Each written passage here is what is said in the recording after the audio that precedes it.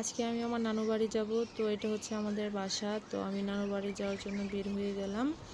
তো আসসালামু আলাইকুম এভরিওয়ান, সবাই কেমন আছেন? আল্লাহর রহমতে আমিও ভালো আছি। এটা হচ্ছে আমাদের বাড়ির রাস্তা। তো আমি বের হয়ে গেলাম, আমি আর আমার আম্মু যাচ্ছি। তো কার কার নানুর বাড়ির কাছে যেতে অনেক ভালো লাগে অবশ্যই কমেন্টে বলবেন। কে কোন জেলা থেকে দেখছেন অবশ্যই কমেন্টে জানাবেন। তো কার কার নানুর বাড়ির কাছেই অবশ্যই বলবেন। তো আমার নানুর বাড়ির কাছেই হেঁটেই যাওয়া যায়। তো দেখেন চারিপাশে অনেক সুন্দর লাগতেছে, সবুজ আর সবুজ। তো প্রকৃতিটা অনেক সুন্দর, আল্লাহর সৃষ্টি আসলে অনেক সুন্দর। তো আমার নানুর বাড়ি হচ্ছে একটু গ্রামের মধ্যেই। তো আমরা চলে গেলাম আমার নানুর বাড়িতে। তো দেখেন চারিপাশে কত সুন্দর, সবুজে আর সবুজে ভরা।